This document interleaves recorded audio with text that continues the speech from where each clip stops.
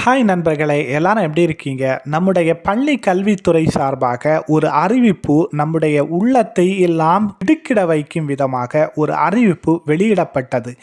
என்ன அறிவிப்பு அப்படின்னு சொன்னால், குறைவான மாணவர்கள் படிக்கக்கூடிய பள்ளிகளை நாங்கள் மூடப்போகிறோம் அல்லது அந்த பள்ளிகளை பக்கத்தில் இருக்கும் வேறு பள்ளிகளோடு இணைக்கப் போகிறோம் அப்படிங்கிற அறிவிப்பு. ஸோ இந்த அறிவிப்பை கூட நம்ம சேனலில் செய்தியாக வெளியிடுவதற்கு நாம் தயாராகிட்டு இருந்தோம்.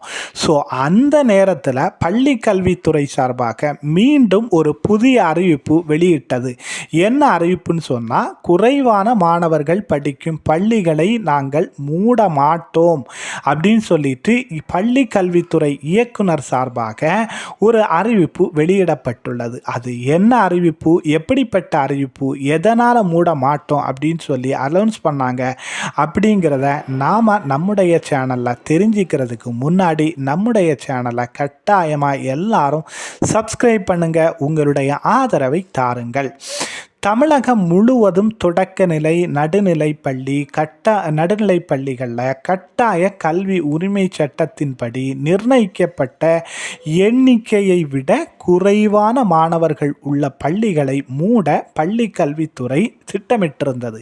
ஸோ மாவட்ட வாரியாக இதற்கான பட்டியல் கூட சேகரிக்கப்பட்டது, இதற்கான புள்ளி விவரங்கள் கூட சேகரிக்கப்பட்டது.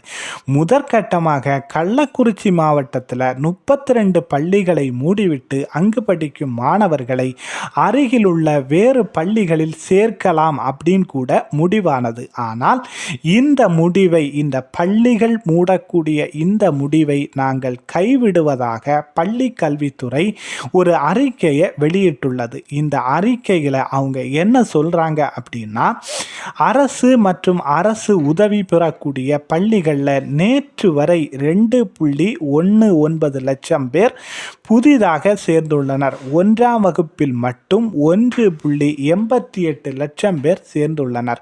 இது மட்டுமின்றி அரசு பள்ளிகளில் உள்கட்டமைப்பை மேம்படுத்த வரும் கல்வியாண்டில் 20,000 தொடக்கப்பள்ளி திறன் வகுப்பறைகளும் 8,000 அரசு நடுநிலை பள்ளிகளில் ஹைடெக் ஆய்வகங்களும் தொடங்க நடவடிக்கை எடுக்கப்பட்டுள்ளது. ஸோ இந்த நிலையில் இந்த மாணவர்கள் குறைவான அரசு பள்ளிகள், அதுவும் நடுநிலை பள்ளிகளை மூட கல்வி அலுவலர்கள் நடவடிக்கை எடுத்துள்ளதாக தகவல் வந்துள்ளன. ஸோ பள்ளிகளில் மாணவர் சேர்க்கையை அதிகரிக்க மட்டுமே திட்டமிடப்பட்டுள்ளது.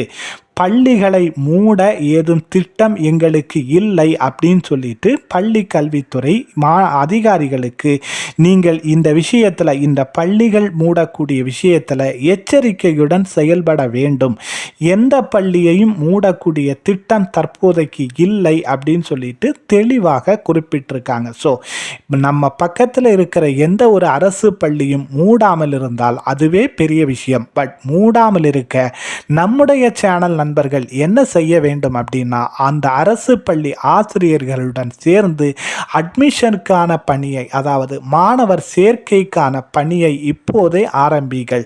உங்களுடைய அரசு பள்ளியில், உங்களுடைய அருகில் இருக்கும் பள்ளிகளில் மாணவர் சேர்க்கை போதிய அளவில் இருந்தால் அந்த பள்ளியை மூட வேண்டிய நிலைமை வராது என்பதை தான் நம்முடைய சேனல் வழியாக ஒரு எச்சரிக்கையாக நாம் சொல்ல விரும்புகிறோம். ஸோ இந்த உத்தரவை பற்றி, இந்த உத்தரவையும் அரசுடைய நடவடிக்கையும் எப்படி நினைக்கிறீங்க அப்படிங்கிறத நீங்கள் கமெண்டில் சொல்லுங்கள். மீண்டும் வேறொரு பதிவோடு நாம் மீண்டும் சந்திப்போம். பாய் பாய்.